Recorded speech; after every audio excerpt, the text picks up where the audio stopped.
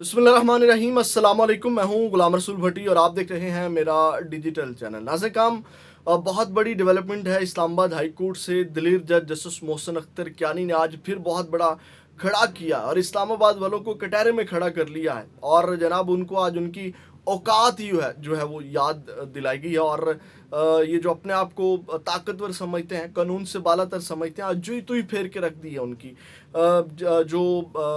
सहाफ़ी शायर फरहाद अहमद जिनको अगवा किया गया, आज उनके केस की आज फिर समाअत थी। तो बहुत बड़ी डेवलपमेंट्स हुई हैं, एक डायरेक्शन और समत जो है वो तय होने जा रही है। ये जो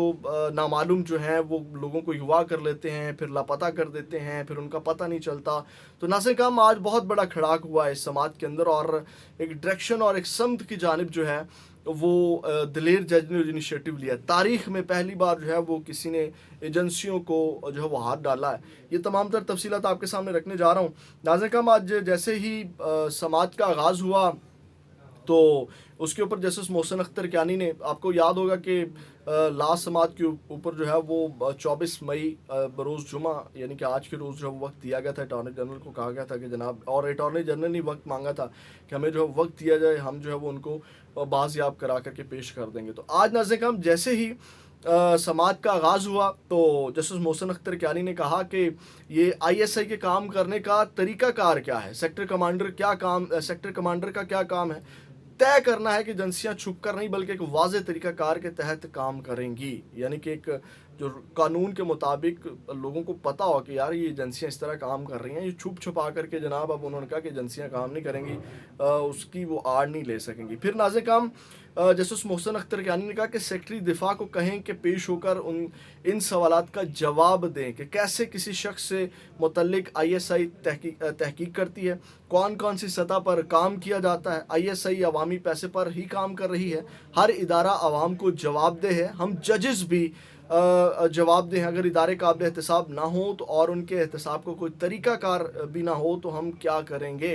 यानी कि आप देखें कि किस तरह चीज़ें जस्टिस मोहसिन अख्तर कियानी ने कहा भी कि इस केस को हम जो है वो एक मिसाल के तौर पर बनाएंगे। और आपने देखा कि किस तरह एक समत में चीज़ें जा रही हैं। तरीक़ाकार जो है वो इसमें जो है वो जस्टिस मोहसिन अख्तर कियानी की जानिब से एक वो बनाने की कोशिश कर रहे हैं जनाब, जिससे जो पैनिक क्रिएट हो जाता है वो ना हो। तो नाज़िर काम, आगे उन्होंने फिर जस्टिस मोहसिन अख्तर कियानी ने फिर कहा, क्योंकि आज उनको नहीं बाजियाब कराया जा सका, तो उन्होंने कहा कि अहमद फरहाद की बाजियाबी ना होना तो रियासत की नाकामी है। तो इसके ऊपर अटॉर्नी जनरल ने कहा कि अभी इसको रियासत की नाकामी ना कहें, अगर हम ना पेश कर सके तो मान लूँगा कि रियासत नाकाम हो गई है। फिर नाज़िर काम, जस्टिस मोहसिन अख्तर कियानी ने कहा कि अहमद फरहाद का बाजियाब होना पीछे रह गया है, अब पूरे पाकिस्तान के लापता अफराद से मुतल्लिक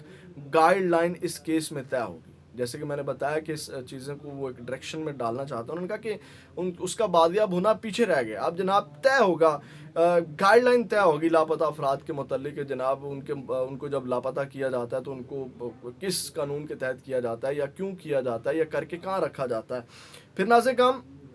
जस्टिस मोहसिन अख्तर कियानी ने कहा कि आईएसआई और एमआई का दायरा इख्तियार क्या है। मैं तो अभी भी यही मानता हूँ कि मुतलका इदारा सिर्फ पुलिस का है। एफआईए तहकीकाती इदारा है, इंटेलिजेंस एजेंसियों ने भी पुलिस की ही मुआवनत करना होती है। यानी कि इंटेलिजेंस एजेंसियों ने निशानदेही करनी होती है, उन्होंने मुतलका इदारों को कहना होता है कि आप ये कार्रवाई करें या ये चीज़ें हैं, ये चीज़ें हैं, या उन्होंने रिपोर्ट देनी होती है, उनकी ही मुआवनत करनी होती है। फिर नाज़िर काम, उन्होंने कहा कि ऐसी कोई एजेंसी पाकिस्तान में काम नहीं कर सकती जिसका कोई चेक एंड बैलेंस ना हो। हम एजेंसीज के तरीक़ाकार से मुतल्लिक जज मेड लॉ बनाएंगे। फिर अटॉर्नी जनरल ने कहा कि आईएसआई तो वज़ीर आज़म ऑफिस के मतहत है। तो इसके ऊपर फिर जस्टिस मोहसिन अख्तर कियानी ने कहा कि ये तो और आसान हो गया, कल को वज़ीर आज़म को बुला करके पूछें तो कोई मसला नहीं होना चाहिए। आईएसआई और एमआई के काम करने का अंदरूनी तरीक़ाकार क्या है ये वाज़ेह होना चाहिए। इन एजेंसियों ने कई अच्छे काम किए हैं। यानी कि अटॉर्नी जनरल ने कहा कि आईएसआई और ये तमाम लोग तो वज़ीर आज़म के अंडर होते हैं। और अटॉर्नी जनरल साहब का बहुत शुक्रिया, उन्होंने बताया। लेकिन हमने तो यही सुना है बदकिस्मती से, जो भी वज़ीर आज़म फ़ारिग होता है वो कहता है जी मुझे क्यों फ़ारिग किया गया है, इन्हीं लोगों ने जो जिनका कह रहे हैं कि वो मुतहत होते हैं। फिर एक वज़ीर आज़म आता है वो कहता है जी मुझे तो काम नहीं करने दिया गया, मेरे तो हाथ पांव बांधे गए थे। तो ये ना से काम आप देखें, ये बदकिस्मती हमारे मुल्क की कि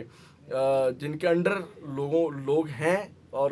جناب قانونی لحاظ سے وہ انڈر ہیں، لیکن وہ وزیر اعظم سے بھی پاورفل ہیں۔ اس کے بعد ناظرین کرام جاسوس محسن اختر کیانی نے کہا کہ بندہ برآمد کر لینا حل نہیں ہے، بلکہ قانونی طریقہ کار بنانا ہے کہ آئندہ پولیس خفیہ ایجنسیوں والوں کو بلا کر پوچھ سکے، ایجنسیوں کے رول آف بزنس بتانا ہوں گے۔ یعنی کہ آپ دیکھیں پوری ایک ڈائریکشن میں چل رہے ہیں جاسوس محسن اختر کیانی، جو کہ ایک بہت زبردست ڈیولپمنٹ ہے۔ پھر ناظرین کرام اٹارنی جنرل نے کہا کہ انٹیلیجنس ایجنسیوں کا سیکیورٹی کے حوالے سے طریقہ کار تو طے ہے، تو اس کے اوپر جاسوس محسن اختر کیانی نے کہا کہ کانگریس میں کئی گھنٹے CIA ایجنٹ جواب دیتا ہے، آپ بھی DGISI کو بلا لیا کریں۔ تو یہاں پہ تو نہیں بلایا جا سکتا، یہاں پہ تو وہ بلاتے ہیں، یہاں پہ تو وہ بلا کر کے ایجنڈا سیٹ کرتے ہیں، وہاں پہ تو وہ بلا کر کے ڈائریکشن دیتے ہیں، یا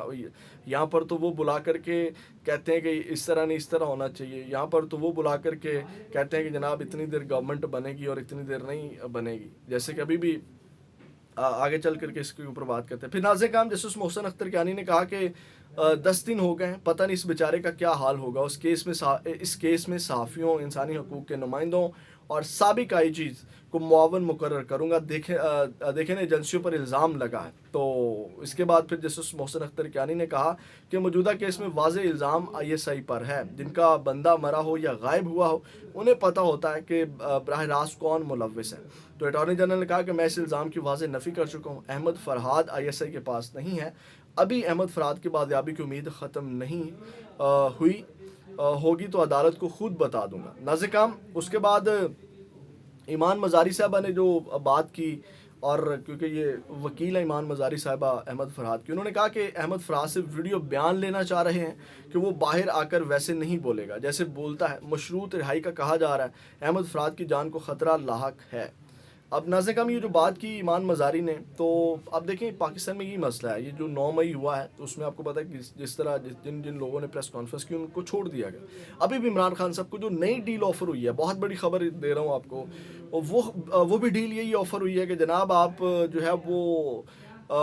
باہر آ کر کے جو ہے وہ نہیں بولیں گے، آپ جو ہے وہ اداروں کو ٹارگٹ نہیں کریں گے، آپ 2 سال گورنمنٹ کو گرانے کے لیے کوئی اقدامات نہیں کریں گے، 2 سال گورنمنٹ کو چلنے دیں گے۔ جیسے میں نے پہلے بات کی نا، یہاں تو وہ ڈائریکشن دیتے ہیں کہ جناب آپ نے اس طرح چلنا ہے ہمارے ساتھ، آپ نے یہ کام کرنا ہے۔ تو آپ اندازہ لگائیں کہ یہاں پہ بھی یعنی کہ انہوں نے کہا کہ اس سے ویڈیو بیان لیا جا رہا ہے کہ آپ آ کر کے باہر اس طرح نہیں بولیں گے۔ جیسے اگر اینکر عمران ریاض کی بھی بات کریں تو اینکر عمران ریاض بھی جب باہر آیا تو آپ کو یاد ہوگا کہ وہ آپ فوج کو ٹارگٹ نہیں کرتا، اسٹیبلشمنٹ کو اور اداروں کے اوپر بات نہیں کرتا، صرف گورنمنٹ کے اوپر بات کرتا ہے، گورنمنٹ کو تنقید کرتا ہے۔ تو ناظرین کرام یہی مسئلہ ہے ان لوگوں کا۔ اس کے بعد ناظرین کرام